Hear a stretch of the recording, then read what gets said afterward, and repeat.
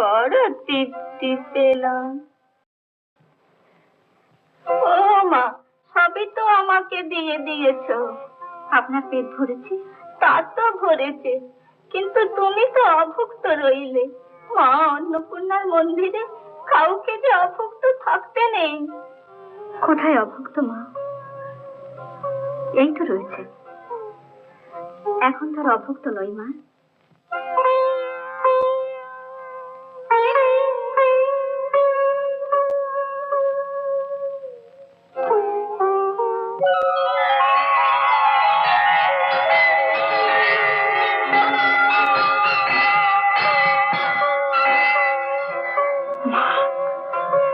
দেখি চলো না তোমার, তবে কি তোমার করুণা